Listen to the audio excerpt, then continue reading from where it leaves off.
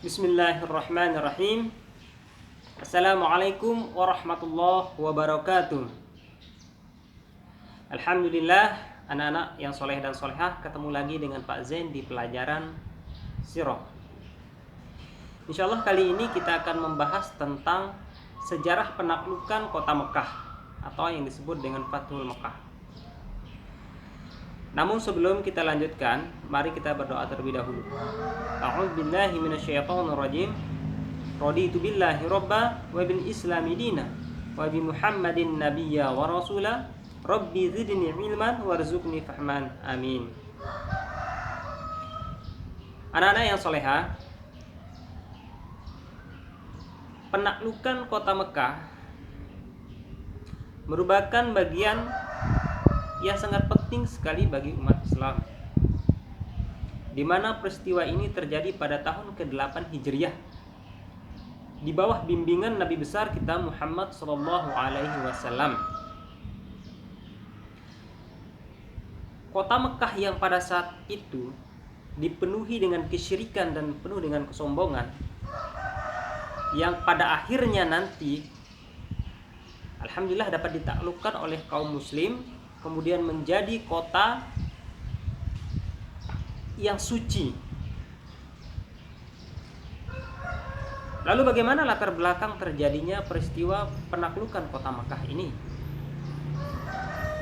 Berikut insyaallah kita akan bahas satu persatu bagaimana peristiwa penaklukan kota Mekah ini.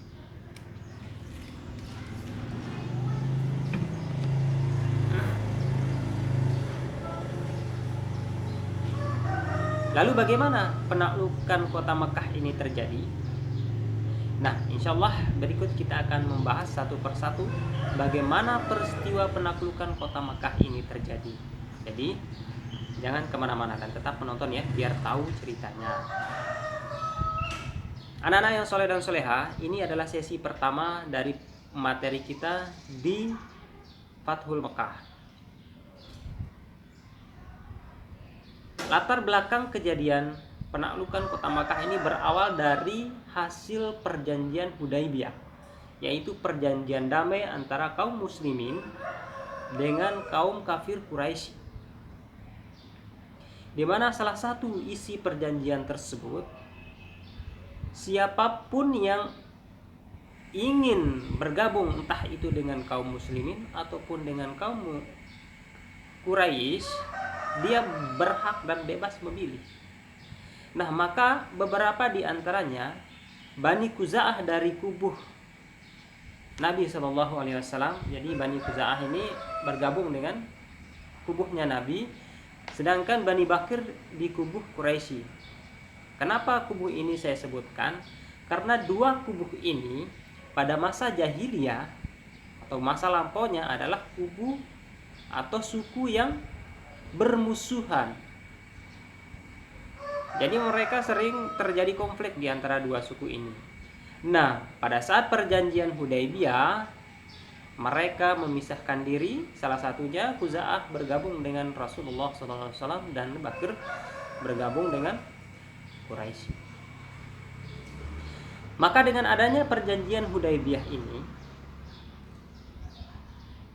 kedua kubu ini melakukan gencatan senjata. Mau tidak mau mereka harus berdamai mengikuti isi dari perjanjian Hudaybiyah tersebut. Nah, kemudian seiring berjalannya waktu, ternyata Bani Bakr melakukan pengkhianatan. Mereka melakukan penyerangan kepada Bani Khuza'ah pada saat mereka berada di sumber air. Waktu mereka datang ambil air, kemudian Bani Bakr menyerang mereka, yang berakibat terbunuhnya beberapa orang dari kalangan Khuza'ah.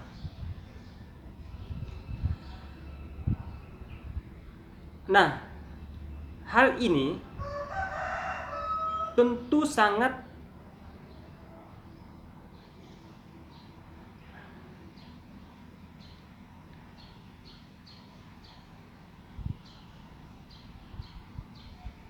berpotensi menimbulkan konflik antara kedua kubu,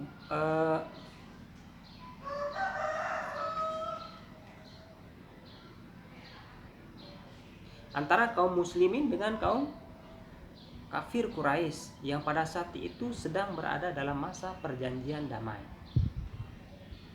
Akan tetapi ternyata orang-orang kafir Quraisy ikut andil dalam penyerangan tersebut dengan memberikan pasukan senjata secara diam-diam kepada Bani Bakr, sehingga Bani Khuza'ah kewalahan. Akhirnya Bani Khuza'ah mengutus beberapa orang untuk menemui Rasulullah SAW ke kota Madinah. Selanjutnya, karena merasa dirinya bersalah, yaitu telah melanggar perjanjian Hudaybiyah, maka orang-orang kafir Quraisy ini menjadi resah dan gelisah. Khawatir mereka, sehingga mereka mengirim utusan, yaitu siapa ya? Abu Sufyan. Mereka mengirim Abu Sufyan untuk menemui Rasulullah SAW untuk memperbaharui perjanjian Hudaybiyah dan memperpanjang masa waktunya. Tapi apa yang terjadi, anak-anak yang soleh dan soleha? Sesampainya Abu Sufyan di kota Madinah, beliau mencari Rasulullah SAW dan bertemu dengan, akhirnya berhasil bertemu dengan Rasulullah. Lalu disampaikanlah beberapa hal, semua yang menjadi aspirasi dari teman-teman kafir Quraisynya yang berada di kota Mekah kepada Rasulullah SAW tentang hajatan mereka untuk memperbarui perjanjian Hudaybiyah. Tapi Rasulullah SAW tidak menghiraukan beliau. Rasulullah diam saja, acuh, cuek, dan berlalu begitu saja. Melihat sikap Rasulullah SAW, Abu Sufyan kemudian mendatangi Abu Bakar As-Siddiq, berharap kalau Abu Bakar bisa membantunya untuk membujuk Rasulullah SAW. Tapi ternyata Abu Bakar pun menolak. Beliau tidak bisa memberikan apa-apa atau tidak bisa memberikan bantuan apa-apa kepada Abu Sufyan. Kemudian Abu Sufyan pun mendatangi Umar. Sama halnya dengan Abu Bakar, Umar pun menolak kedatangan Abu Sufyan untuk membujuk Rasulullah SAW. Bahkan Umar menolak dengan keras. Selanjutnya, dengan keputusasaan, Abu Sufyan kembali datang kepada Ali bin Abi Thalib untuk berharap agar Ali bisa membujuk Rasulullah SAW. Namun ternyata Ali bin Abi Thalib pun sama, tidak bisa membantu Abu Sufyan untuk membujuk Rasulullah SAW. Beliau hanya bisa menyarankan agar Abu Sufyan meminta perlindungan kepada kaumnya. Yang akhirnya Abu Sufyan mengambil saran dari Ali bin Abi Thalib tersebut. Maka kembalilah Abu Sufyan pada kaumnya, yaitu di Mekah, dengan tangan kosong, tidak mendapatkan apa-apa. Nah, anak-anak yang soleh dan soleha, jadi